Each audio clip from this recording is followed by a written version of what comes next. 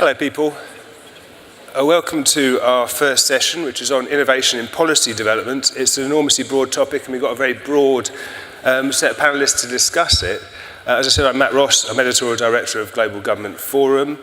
But this is not about me, it's about these guys. So we're going to have a presentation of about 5 minutes from each of them, which leaves us plenty of time for discussion and hope. So be thinking of some questions, and we should have about half an hour to discuss the issues afterwards. So, immediately to my left is this Andrea Siobmok, who's Deputy Director of Policy Lab in the UK. Next is Paul Maltby, Chief Digital Officer of the Ministry of Housing, Communities and Local Government, again the UK. A little further over is Andrea Schneider, Head of the Directorate of Innovation and Policy Planning at the Federal Chancellery in Germany. And finally, Matthew Vickerstaff, Interim Chief Executive of the Infrastructure and Projects Authority, again in the UK. We may have Matthew Mendelson of Canada appear at some point, in which case I'll introduce him then. Perhaps we can go to Andrea.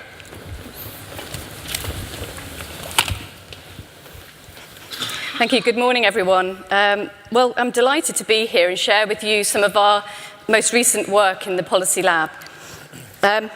We are based here, not the telephone box, the building to the left of it. And we were set up 5 years ago to help bring new approaches to government. Entrepreneurs talk about the first mouse problem, by which they say the second mouse gets the cheese. Well, we're a first mouse team, and it's our job to create an environment where you can try things that haven't been done before. So we do firsts for government, and over 5 years we've now worked on 40 or more projects for the Prime Minister and for departments. And we support and we try and enable 20,000 policymakers in the UK government to work differently. Our methods are really varied, and our team's really about looking outside of government and bridging the boundaries that sometimes exist and getting rid of, if you like, the ivory tower impression of inward-looking individuals who hold the monopoly on power and wisdom. So what do we do? So we do a whole series of experiments in policymaking, such as this work on critical space infrastructure, dependencies, through to the future of rail. And at the heart of what we do, as is the theme today, is we think about the people that are affected by that policy, but also the people who will ultimately be delivering it, a double-sided approach. And all of this, of course, occurs in complex systems. This is just mapping the journey of a letter when you write to your MP. And the complexity that we all know in government can be quite stifling. So we work with that. And one thing I'm going to share with you is how we think that acting small and making small wins can actually affect change in these big, complex organisations. We like to think that we sit on the edge. We're on the edge, literally, cutting edge or the bleeding edge sometimes when we get things a little bit too wrong. But it's really important that we're outward looking and that we have one foot inside and one foot out. And once we've worked out what works, we then scale that across the system. So let me give you an example. And this project is really live at the moment. A fantastic team that we work with in the Department of Transport, looking at the future of maritime. So a global issue. And we were looking to say, what is the future? We've all heard of autonomous vehicles. Well, of course, there are autonomous ships and the autonomous nature of the maritime environment. So this was our kind of broader question, and we took an approach to it, which is a classic Policy Lab approach. We started with people, and we went around the country, and in fact around the world, and met with individuals who are part of that system, whether it be at the port authorities, and here our designer is in Norway on an autonomous vessel testing that out. And then we brought the whole system together, just down the road here, well, down the river, in fact, on the Thames, where we had the insurers, we had the ferry companies, we had the innovators, we got everyone in the room. And we looked at what are the levers for government, what are the things, what's the infrastructure that we want to create that will enable the development of a maritime economy for 2050. And in that environment, we then built on that and took the insights and the roadmap. This project was full of puns, so we couldn't use roads. We had to use various maritime puns. But we started mapping what that regulatory environment would look like. And again, drawing in expertise all the way through at the very earliest stages of policy.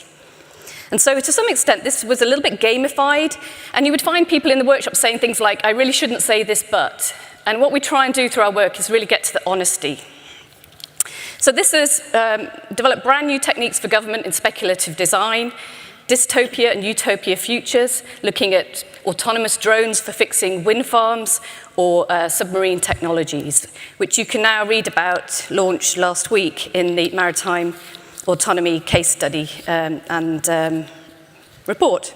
So very quickly, in the last dying minute, I'll give you a quick canter through how we work. We really believe in divergent thinking. This is the double diamond, going from what is imaginable to what is deliverable. What does that mean? Building on evidence, but also thinking about the future. Avoiding the temptation of solutionism, where we literally canter directly to a predetermined thing that has been maybe announced or suggested. Because in reality, we need to explore, we need to stretch the boundaries of the possible. The art of the possible is important, what is deliverable, but also bringing in innovation. And I draw on Roger Martin's work from Rotman Business School here, when he talks about moving from the mystery, the world that we don't know, the first mouse questions, if you like, to creating hypotheses that can be tested in a practical way. And when we talk about heuristics, we're talking about getting on the ground, not testing them in your mind, but actually interacting with people, interacting with the systems you're trying to affect. And then from that, delivering the ways, the algorithms, the ways of working, the changes in policy. So, you can see some here of what we call responsive innovation, but it speaks to all of these things. It's people-centric, it's entrepreneurial, it's a non-linear systems approach, and it has experimentation and exploration at its heart. And why do we do this? I said at the start, this is about acting small ways in big systems. So what we seek to do is to create these multiple pinpoint experiments in a wider field of opportunity, and using that to actually make ground. It exploits the power of the small win, but it changes the habits of large, complex systems. It works with the grain. So for us, we've been testing this now over 5 years. We think it's a more human and more innovative way to make policy, and we welcome your questions. So thank you. Thank you, Andrea.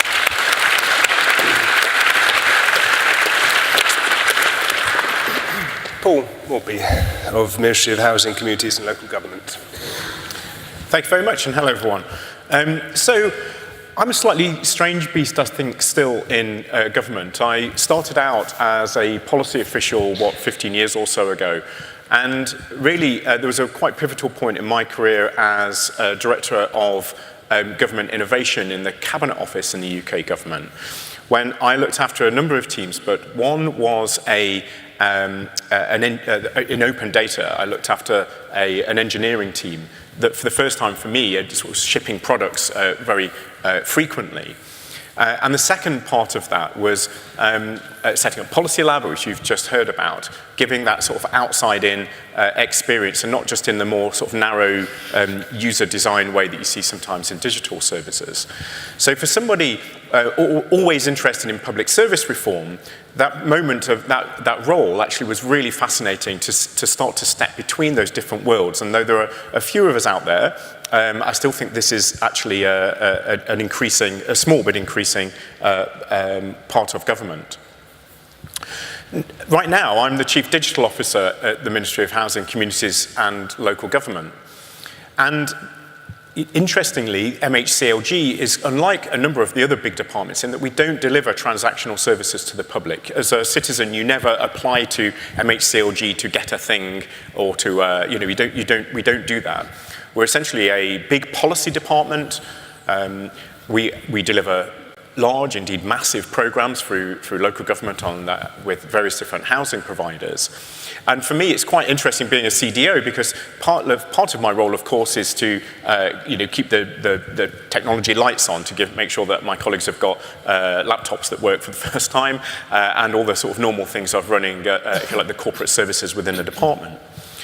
But what I also do is we deliver, if you like, the policy and the policy delivery for our department in a number of different areas. And for me, that's why I'm really delighted to be speaking on a panel about policy and policy innovation as a Chief Digital Officer.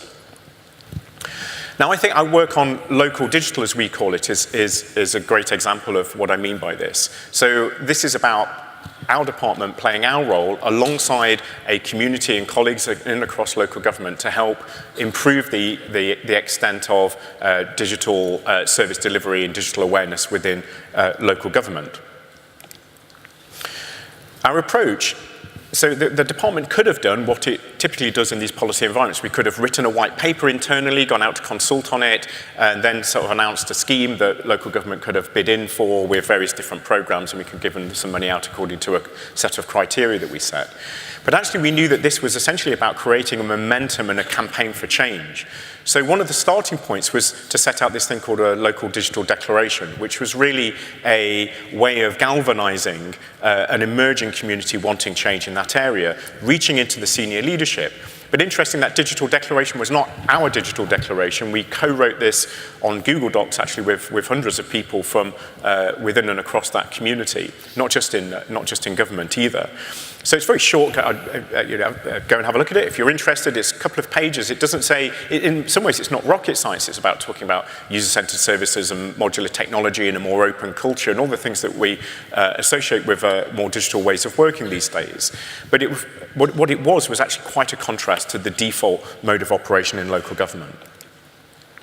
A second thing that we do is really to bring that emerging digital community, in many ways very well established, of course, that digital community in and across local government together. We want to be there to have their backs. It's sometimes lonely doing these types of reform in government. We're there, we're sharing ideas, we're sharing plans and patterns, and we're trying to grow the size of the digital community and make it more of a place that people also want to come and join. And then there's also, if you like, the digital delivery end. So we will be delivering some digital products ourselves, but mainly it will be local government that will be shipping products. So whether it's for reporting green, finding how to deal with green waste or parking or whatever, housing, whatever it may be in local government. This is about enabling them to ship products and to repeat and learn and adapt and reuse those products for others. So in many ways, that's the classic digital role, but it's alongside approaching this policy task in, I think, a different sort of way. And the last thing I wanted to just say was, I feel like I'm a slightly strange beast, but I'm getting less strange by the day. I think the worlds of policy and digital are inevitably colliding, coming together, and perhaps in the end being one same thing. But that journey is quite a tricky one. There's quite a lot of misunderstanding between those two different communities sometimes about what each other does and why they do it or how they see the world.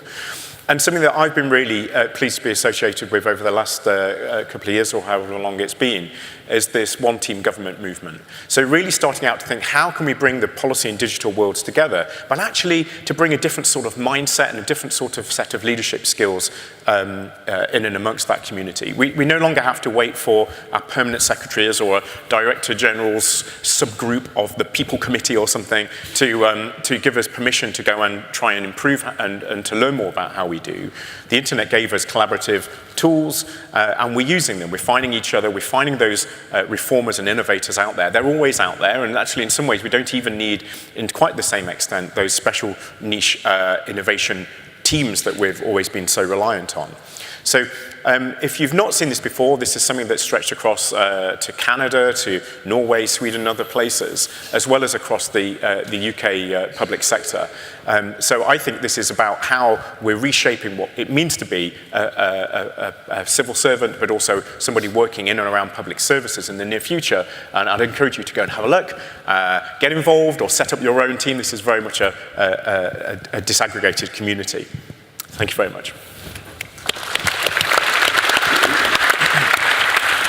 Thank you, Paul. Andrea Schneider, Head of the Directorate of Innovation and Policy Planning at Germany's Federal Chancellery.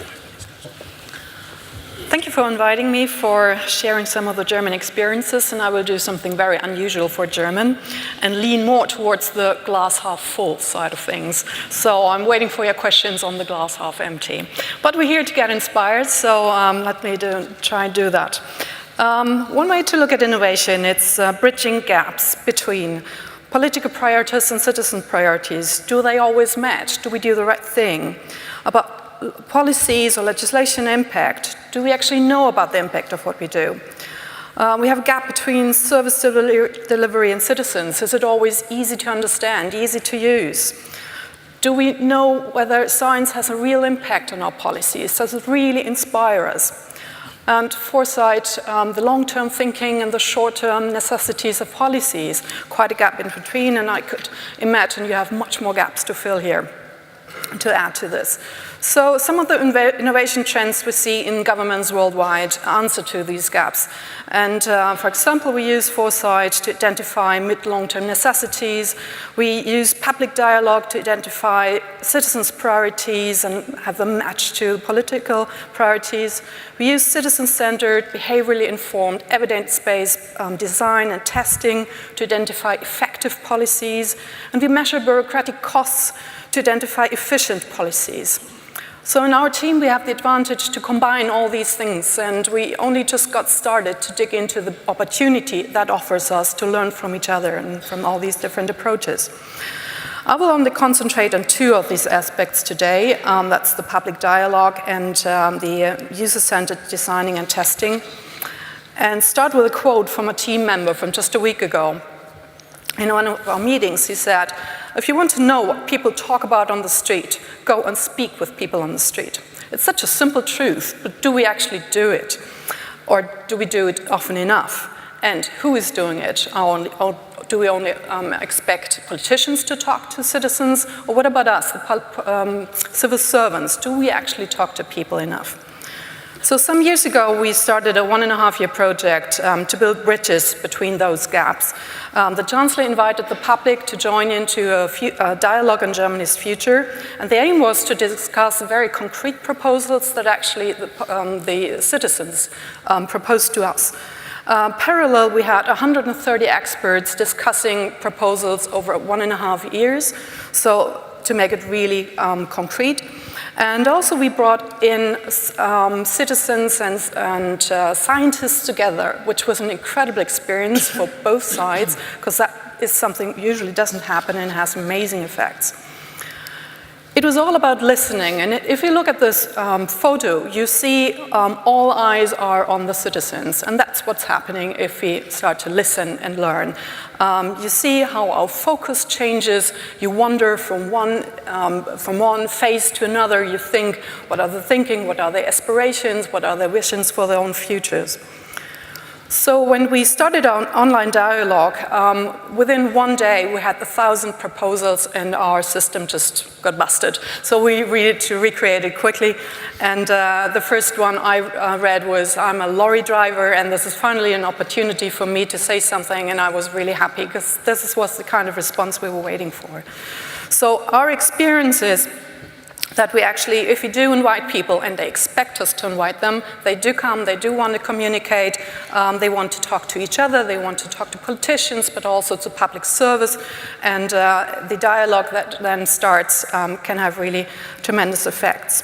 Since we had very good and also bad, but you asked me about those experiences, we continued the dialogue and did another big one of the whole of government on well-being in Germany. What is life quality for you? We talked about future of Europe, and we went to places where it really hurts. So we have ways to better understand what to do, and we need to combine it with better understanding how to do it. So we need to design and test with citizens. And that became our slogan, with citizens, for citizens, for a number of our innovation projects that are informed by behavioral science, are user-centered, evidence-based, and start with comprehension, understanding the problems that citizens want us to solve, and then design and test, evaluate, and provide the insight to the departments. So we do this in different kinds. We look at processes in hospitals for hand hygiene, for example. We look at regulation. Is it easily implemented? We look at forms. Do people understand them? We bring in our fellow civil servants to see with us, talk to citizens, and get a grasp of it. So what are the lessons learned to bridge the gap between politicians and citizens? Yes, dialogue is important, and I hear more and more about it in different conferences, but it's not a silver bullet. Especially, it's no substitute for good policies. That is what people expect in the end. Dialogue has to result in good policy. It has to be authentic, it has to be listening, repetition, there has to be results. So what we learned as well, which is true for all these gaps, we need people with translational skills. Whether it's public servants, whether it's people in science and so on, they need to understand the different systems. Like, we need to know exactly how scientists are incentivized, how they work. They need to understand how public service is working, and we need to have people who know both worlds and be translators in these worlds. Then we can have science having a real impact on our policies.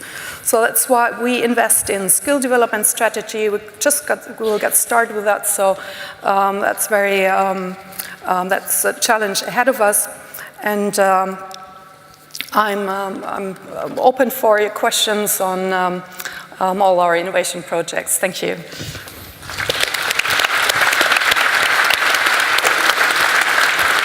Thank you, Andrea.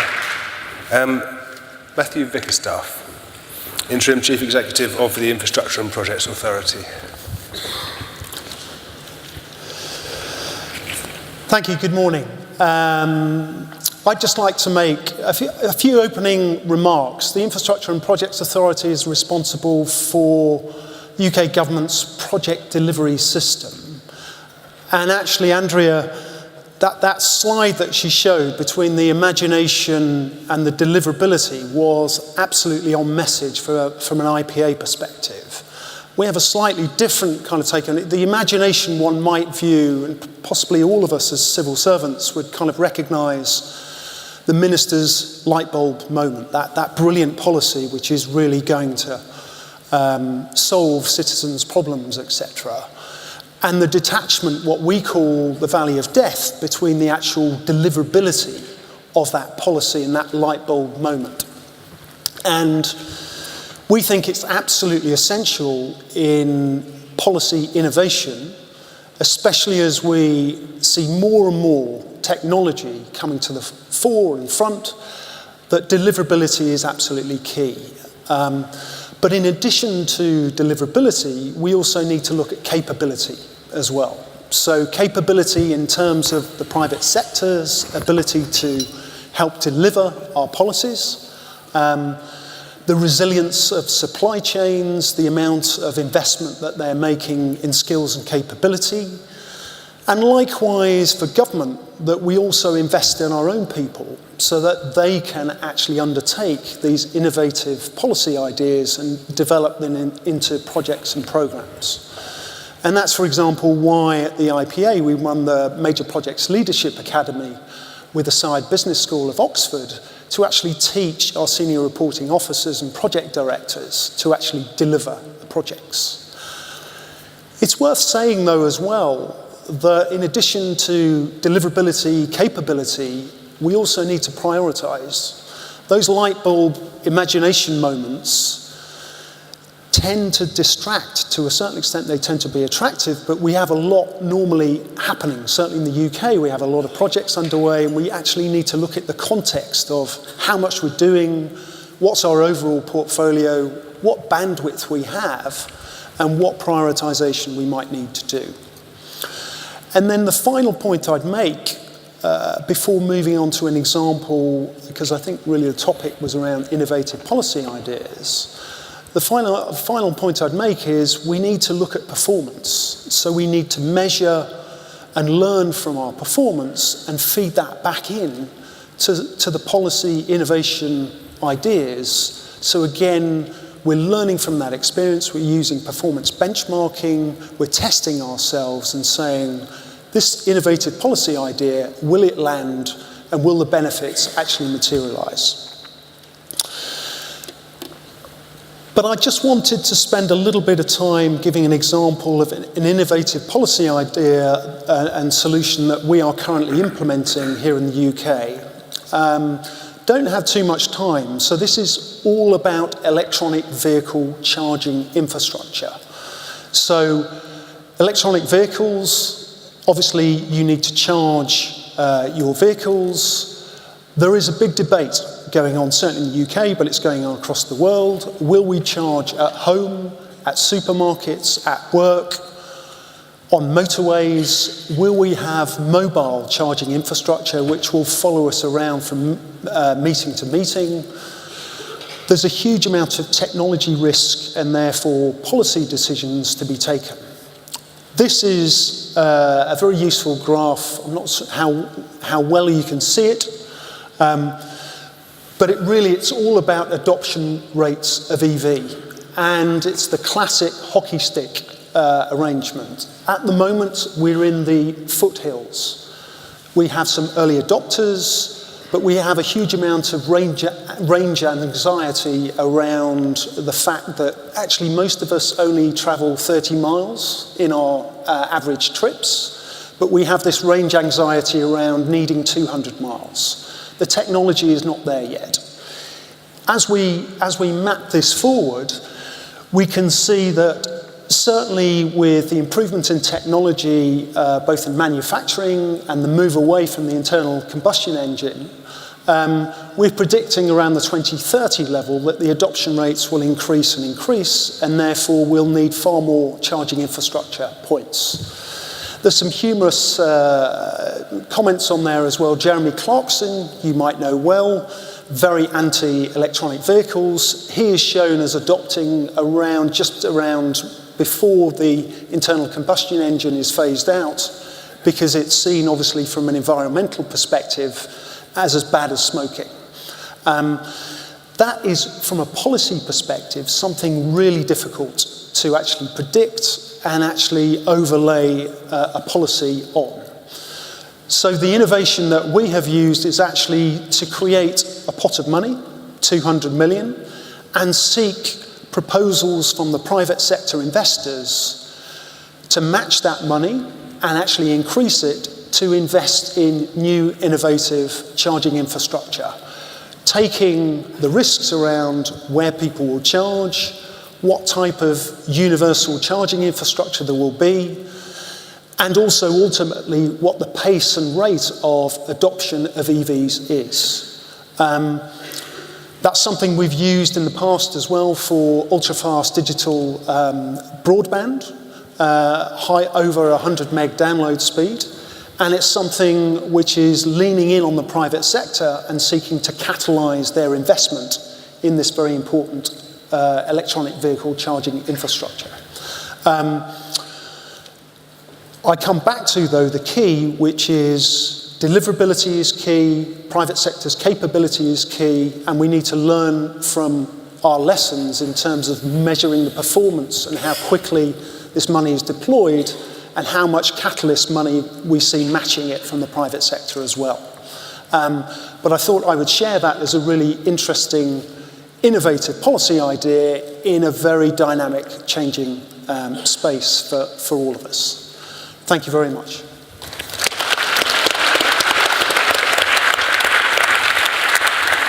Thank you, Matthew.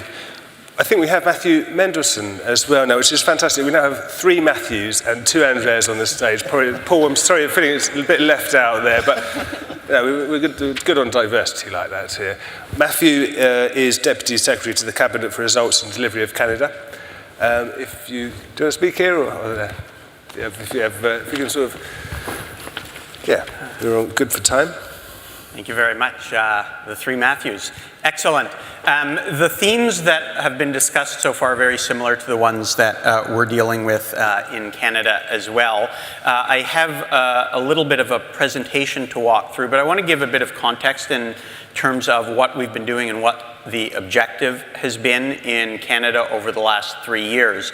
So when Prime Minister Trudeau was elected, we created 2 new units within the Privy Council office, which is the equivalent of the Cabinet office, both of which had very similar mandates. The Results and Delivery Unit was intended to bring a focus on priorities into the Privy Council office, particularly around delivery and implementation and tracking results. Likewise, the Impact and Innovation Unit, which had been existing in a nascent form at Privy Council office for several years beforehand, was solidified and institutionalized, and the Impact and Innovation Unit likewise is focused on questions of delivery and outcomes, but specifically around experimentation with programs. So how do we play with program delivery models and assess whether they are doing better than what we were doing before? All pretty simple, all very comparable to many things that have been going on in Britain and many things that are going on around the world as well. What I want to give you is a bit of my perspective as a political scientist. I was a researcher, a political scientist in the very long past, and I spent quite a bit of time looking at issues of social psychology, how people make decisions, framing, cueing, and my lesson, my takeaway from 25 years of experience in various places, is that although we spend a lot of time in the public service trying to find talent and trying to find the right people and to find the most entrepreneurial people and the most innovative people, which is all important and useful to do. But from my perspective, what is far more important in terms of how people day to day make decisions about what they're going to do and how they're going to deliver a program and how they're going to measure results and how they're going to communicate with the public.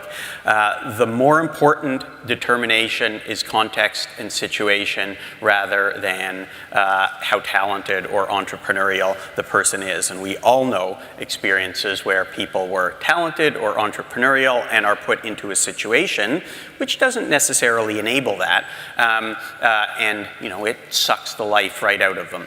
And so what we have tried to do in the Government of Canada is change contexts and situations with a focus on implementation and a focus on understanding results to enable people, not just at the top, but cascading throughout organizations to make innovative decisions, to communicate transparently with the public, to be honest about their delivery challenges and successes, to report fairly and clearly on results and outcomes and where things are not going well.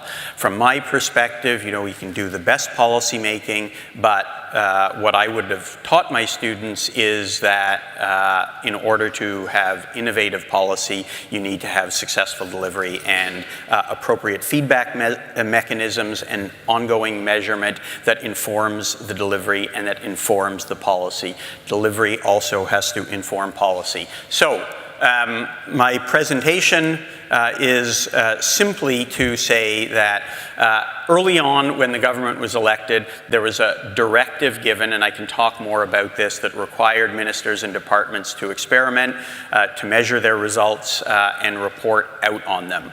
I had a former boss, my cabinet secretary when I was a deputy minister in the Ontario government, who told me that the only thing less effective than a changing culture than a memo from the Prime Minister or the Premier is a memo from the Cabinet Secretary. And this was the Cabinet Secretary telling me that. But he was highlighting that while a directive from on top, a mandate letter to ministers may provide license for innovation and experimentation, the context and situation day to day in the culture of organizations is going to be far more important. We have publicly reported on mandate letter commitments, and I'll talk more about that in the discussion, because it has created very different contexts, very different situation, very different behaviors that I think have been quite innovative. Our clerks and cabinet secretaries, as you know, Canada is a federal government. Likewise, they gave license to federal and provincial public servants to innovate, to experiment, and that likewise has been to some extent useful. And we have created a new context, a new situation where rules and processes are much more nimble, much more flexible to provide alternative ways of funding programs that are focused on outcomes. And that's a number of the ones that we're currently working on. And I'm happy to talk about all these things in the discussion. Thanks very much.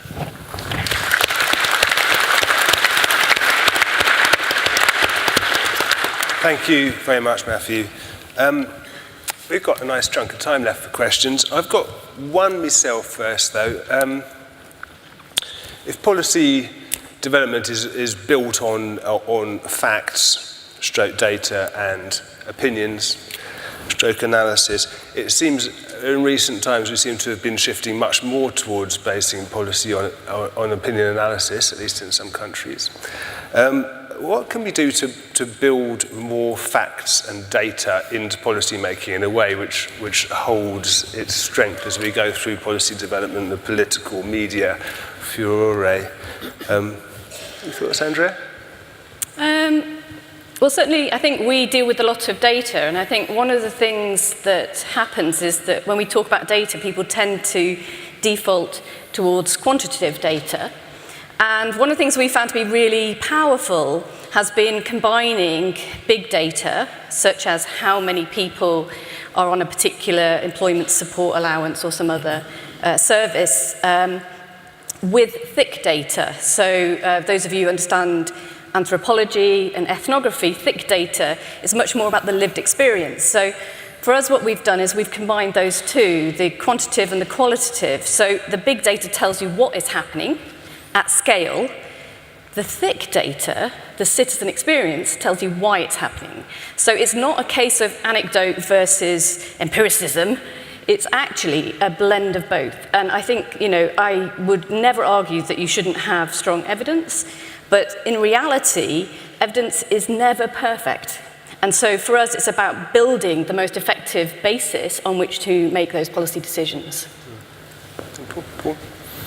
So I agree absolutely with what Andrew just said, and I think another angle into this is also thinking about evidence from the operation of a service or the experience of a policy over time. And I think very often we've held a sort of conceptual model as policy officials in various different guises as there being a quite neat policy cycle that might last in reality about 5 years or so, when you sort of have an idea, or ministers have an idea, and then we flesh it out, and then we usually hand it over to someone else to go and deliver it, rather than do it with the team that was originally fomenting that work. And then it sort of goes around in the cycle. And I think one of the nice things that the experience of sort of modern digital services has taught us is the crucial element of iterating and reacting and feedback loops that operate on a much, much faster basis. And I think that's, I'd say actually in my experience in government, the policy and data basis of many policies is much, much stronger than is commonly represented in media or whatever. It's a really wholesome part of what we do.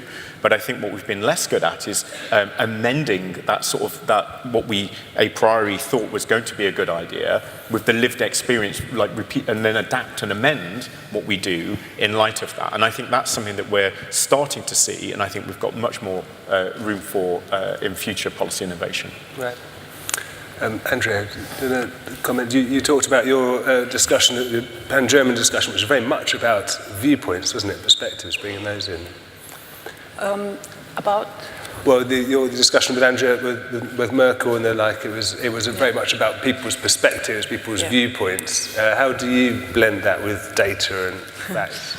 Well, what we hope for looking at evidence-based policies is Sometimes an exaggeration, thinking that data will substitute politics or opinions, and that will actually never happen. Politics will always be about, based on evidence, looking at the different trade-offs between different interest groups, target groups, and it's a value judgment in the end. So that's what we need, that's what democracy is about. But on the other hand, sometimes we do miss evidence, and it could help a lot, and we could do more for that. So what you try to do is asking a lot of questions.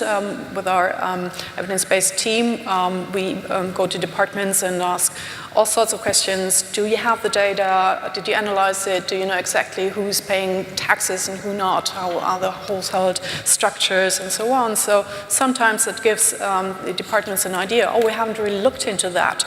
And so we have to see correlations, causation, and so on. And sometimes, very often, these questions come from talking to citizens.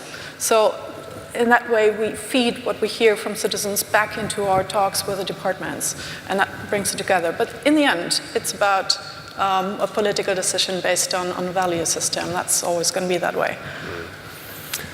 Matthew.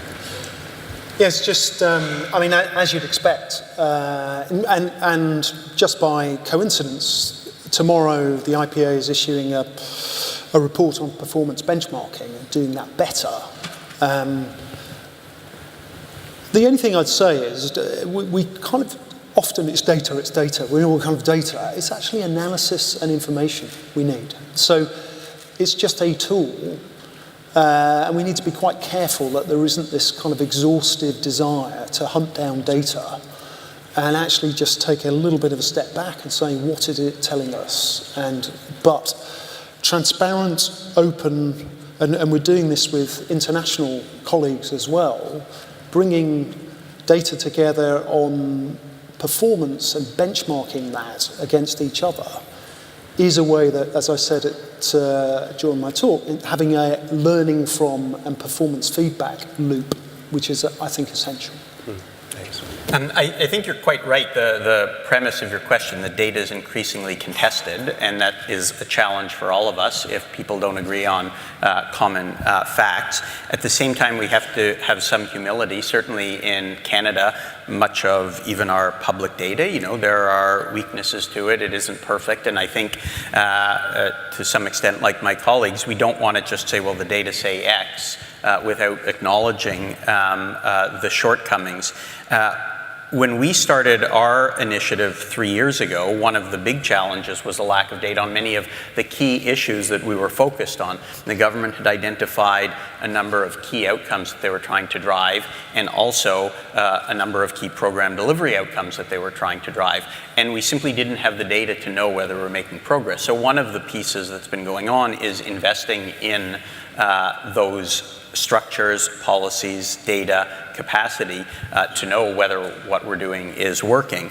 The one thing I would say to specifically answer your question is I think policy people, even if we're trying to talk about the usefulness of data to regular people, we really talk about the usefulness to us in terms of making policy.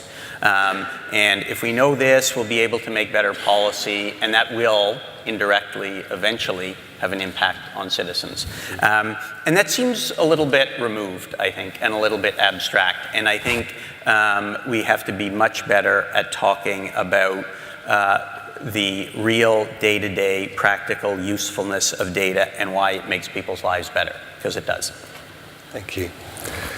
I wonder if there's any questions from the floor for the panel.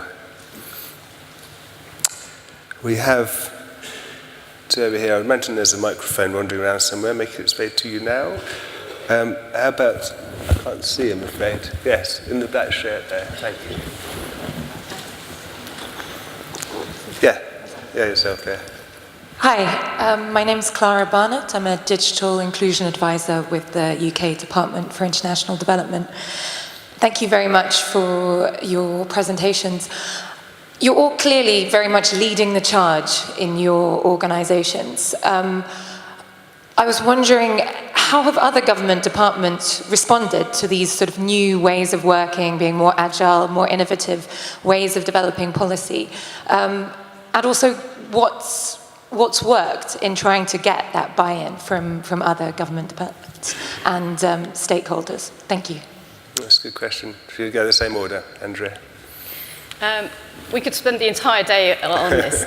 Look, my sense is, after 5 years, that departments are really up for it, and they really want to embrace this. Let me give you the example of the work that we did on social housing. Imagine that the minister would come and sit with each and every one of you and listen to your view on where you live. In effect, that's what we did, although more so. So with the Department for the Ministry of Housing, we went out around the country and shoulder to shoulder with the minister, we engaged with citizens and listened to their unique experiences, particularly around the stigma of living in social housing. And these were the most vulnerable communities, people that didn't always have voice. And one of the things that really struck me is we engaged with 1,000 citizens, and the final community we worked with was the Grenfell community as well.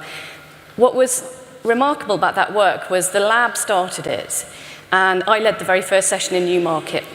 As we moved around the country, the very last session in the community in Grenfell was led by the departmental team themselves. And they did the most incredible job. So I think that departments are up for it. I think that they require an element of confidence. And it's not simply a case of going to a quick workshop or a talk or a course and then suddenly coming out an innovator. This is quite a gradual process. Our projects can take years. But it is possible, and I think it is necessary. Thank you. Paul?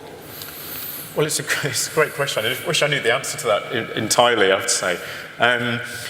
I think there's something about the times we live in, which is that the ability to flex, understand, and in a sort of a small A way be agile and move around is actually increasingly valued by organisations. But the civil service has always had this challenge, and you know, we don't go bust, and we don't have we have to try really hard before we go bust, and you know, we don't have that same sort of replenishment that you get in other sectors. So this question of how do you change and how do you adapt in these systems is one of the great grand challenges, I think, of public service work across the way. I think I think it's as Andrew said, it's the experience of doing things. Actually, the great benefit and pleasure of working in public service is there's many very bright, very curious people, quick, I think, again, against the common stereotype, quick to adapt and experiment with different methods. But I think my answer is probably like my last slide. I think in a way now we've always looked sort of up through the hierarchy for someone to give us permission or to say that a new thing is in train and we should all sort of go and follow that. And I think actually there is a quite distinct shift in power in a funny way, which also makes it quite challenging at times, whereby we can communicate with each other. We can, in our own departments, across government, internationally, we can find like-minded people that are interested in change and adaptation more quickly. And for me, that is actually that sort of almost like viral spirit of how ideas spread is the greater opportunity of our age in answering that grand challenge. Thank you. Andrea? Yeah, what we did was, with our Behavior Insights team, we tried to show the value added that can be expected by letting us help, letting us support, and showing that we're not there to substitute, to do it better, but we're there to support because we have a set of methodological skills, but we have a common goal. So, but still, it took us, I think, 9 months, 12 months to really have the first project. We went from department to department. We had at first a top-down approach. The Chancellor opened us the doors to speak to secretaries of state, and ministers, or head of directorates. And it took a time, and we really had a party going the first time we were actually approached and asked for help and support. So that was like, oh wow, now we got it. So it's still not automatic process. It's still a lot of showing the value added. And before we were actually using examples of the BIT team here in UK, we used their examples to show what we could do And today we have our own examples, and that helps to inspire. And then you look for the people who are open for that and work with them and build up trust. So it's a lot about building up trust, and since we're Chancellery, the suspicion we might control is there, but it's quite a ride on the razor blade to being supportive on the one hand, but sometimes you need to bit pushing the innovation agenda as well. So again, it's dialogue. Yeah. Keep on at it. Matthew. Yeah, I certainly when we look at the government's major project portfolio, so that's the most complex, biggest 133 projects in the UK with a value of just under 450 billion. I'd say between a third and 40% are transformation projects. So they have a high IT digital component, but also transforming the way we do things. So I can think of the Home Office, HMRC, who really are, particularly HMRC, who are really embracing technology and transformation of different ways, innovative ways of doing things. I guess there are also other great pockets of activity. I guess the real opportunity, is it in health tech? Is it in ed tech, so in education? And also smart technology around the environment as well, the different systems, ways of managing networks, etc. A lot of good work is being done, and to a certain extent it's kind of how do you keep pace with the level of evolution and also things which do work and don't work. But I think across government there's a huge amount of excellent work going on. There's definitely a huge amount of excellent work going on across government. Different organizations obviously are going to be at different places and have different levels of openness. Part of that is about leadership, but as I mentioned earlier, all leaders in Canada right now are talking about innovation and license to innovate. And the question isn't whether they talk about it, but whether it's they do it and model it and incent it and reward it. And one of, again, my learnings or observations or something that I take as given is that while many people think that your attitudes affect your behavior, it's more likely that your behavior affects your attitudes.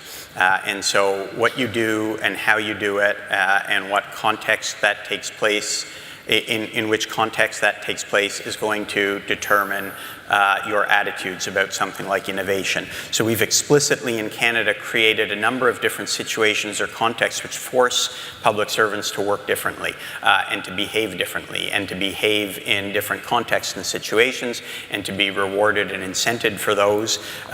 Just to give you, a couple of examples, I highlighted our Impact Canada initiative, which has introduced something that you have in the UK, but we haven't in Canada, rigorous outcomes-based funding and ability to partner with civil society or the private sector or not-for-profit in co-creation, co-funding initiatives, which we hadn't done before. And so I would say the first year we were doing this, almost no departments were interested. We did one or two. People talked about them, they developed new behaviors, and they said, oh, this is actually better. This is more fun, this is more interesting. And they changed their view about outcome-based funding, or they changed their view about co-creation, they changed their view about co-financing.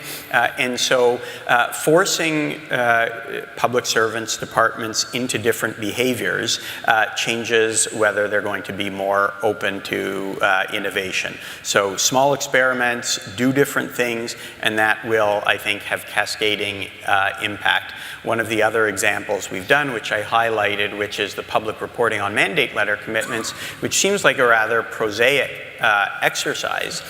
It is actually, because many of the mandate letter commitments are shared by a number of ministers and departments, publicly reporting on progress every month has forced departments to agree on what progress has happened. And that has forced departments to talk. And that has forced departments to collaborate in much more rigorous ways than they had before.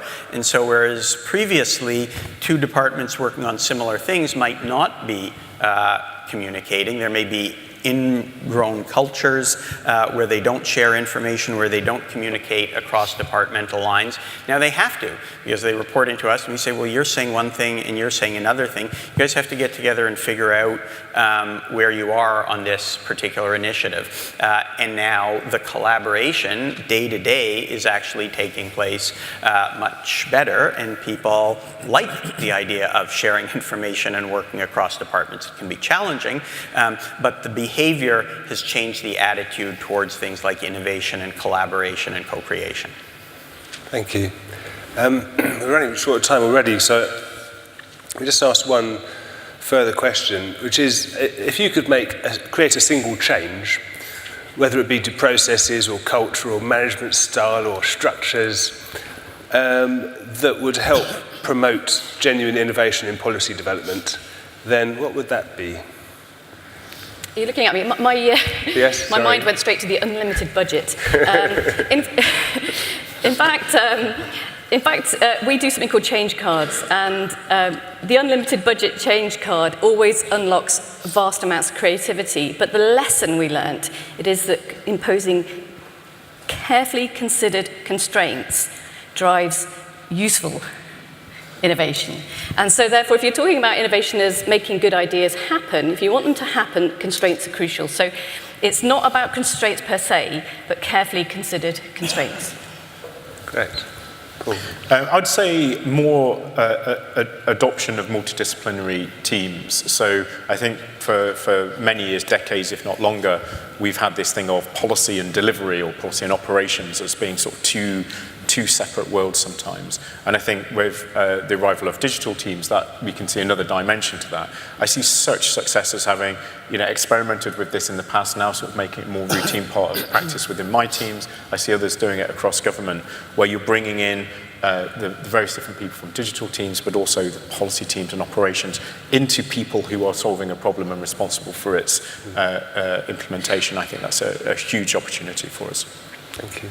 Andrew. I'd love to see an infrastructure for the learning within this, the system, and even including science, for example, or businesses. So I'd love to see a digital infrastructure that really helps us to dig into that and to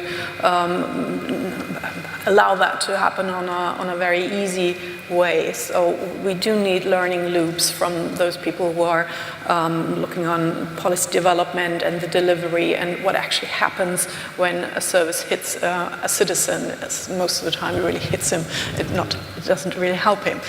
So how do we create an infrastructure that allows that kind of learning? Thank you. Matthew? The problem is I like everything that my fellow panelists have said, but I think you asked for a single... That's one single one. Yeah. I mean, we are going in the UK into a spending review probably at the end of this year. It's a 5-year reset of our spending plans, so all policies, new initiatives will be thrown onto the table.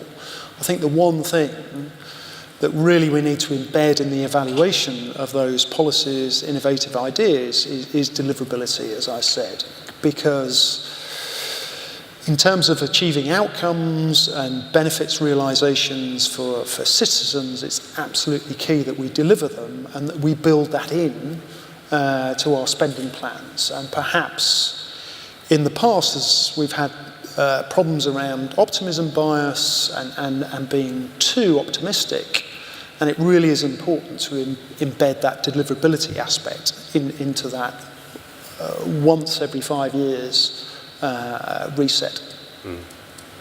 I don't know that I could have one, but I would say that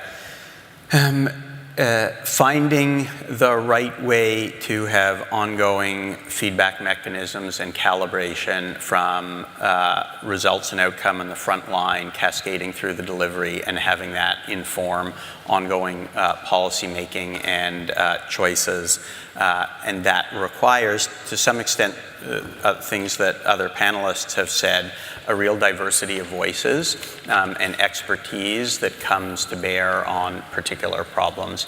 And we don't do that well enough. Great.